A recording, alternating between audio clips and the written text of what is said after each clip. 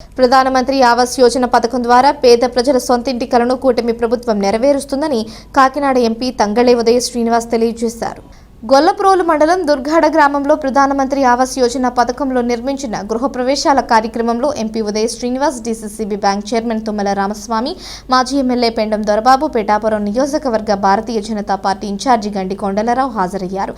లబ్ధిదారులకు ఎంపీ ఉదయ శ్రీనివాస్ చేతుల మీదుగా హౌసింగ్ పత్రాలు అందజేశారు. ఈ సందర్భంగా ప్రధానమంత్రి ఆవాస్ యోజన పథకం యొక్క ముఖ్య ఉద్దేశాన్ని ఎంపీ ఉదయ శ్రీనివాస్ వివరించారు. గ్రామస్తులు గ్రామంలో ఉన్న చెత్త సమస్యను ఎంపీ ఉదయ శ్రీనివాస్ దృష్టికి తీసుకువెళ్లగా కాకినాడ ఎంపీ ఉదయ శ్రీనివాస్ పరిశీలించి తక్షణం రోడ్డు పక్కనే ఉన్న చెత్తను తొలగించాలని స్థానిక అధికారులకు ఆదేశాలు జారీ చేశారు. ప్రధానమంత్రి ఆవాస్ యోజనలో రాష్ట్ర వ్యాప్తంగా గృహప్రవేశం కార్యక్రమంలో నేను అలాగే నా జిల్లా అధ్యక్షులు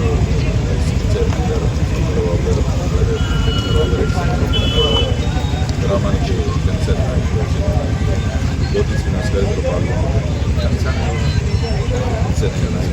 కూటమి నాయకులందరూ కూడా పాల్గొనడం జరిగింది. ప్రోగ్రామ్ చాలా బాగా జరిగింది. గృహప్రవేశం చేసి చాలా ఆనందంగా ఉంది. చీర కూడా ఇవ్వడం జరిగింది. సో వస్తున్నప్పుడు వెళ్ళే దారి డంపింగ్ యార్డ్ ఎన్నో రోజుల నుంచి అంటే ఎన్నో సంవత్సరాల నుంచి ఇలాగే ఉండిపోయింది. డంపింగ్ యార్డ్ని ఇమీడియట్లీ ఇక్కడున్న అధికారులకు చెప్పడం జరిగింది, దీన్ని క్లీన్ చేయమని చెప్పి. సో ఇక్కడ ప్రజలకు మొత్తం అందరూ కూడా ఎన్నో సంవత్సరాల నుంచి ఇబ్బంది పడుతున్నారు.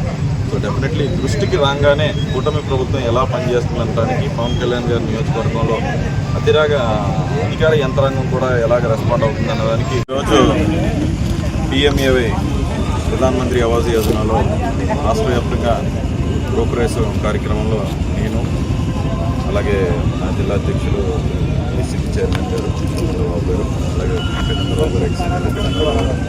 గ్రామానికి జనసేన నాయకులు జ్యోతి శ్రీనివాస్ గారు పాల్గొనడం జరిగింది. జనసేన నాయకులు కూటమి నాయకులందరూ కూడా పాల్గొనడం జరిగింది. ప్రోగ్రామ్ చాలా బాగా జరిగింది. గృహప్రవేశం చేసాం, చాలా ఆనందంగా ఉంది. వాళ్ళకి చీర కూడా ఇవ్వడం జరిగింది.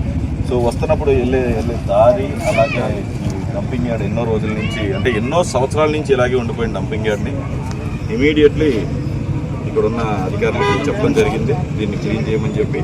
ఇక్కడ ప్రజలకు మొత్తం అందరూ కూడా ఎన్నో సంవత్సరాల నుంచి ఇబ్బంది పడుతున్నారు. సో డెఫినెట్లీ దృష్టికి రాగానే కూటమి ప్రభుత్వం ఎలా పనిచేస్తుందనడానికి పవన్ కళ్యాణ్ గారి నియోజకవర్గంలో అతిరాగా అధికార యంత్రాంగం కూడా ఎలాగ రెస్పాండ్ అవుతుంది అన్నదానికి నిదర్శనం ఇదే. సంవత్సరాల నుంచి ఉన్నది, కానీ ఇమీడియట్లీ అది క్లియర్ చేయమని అయితే చెప్తున్నాం.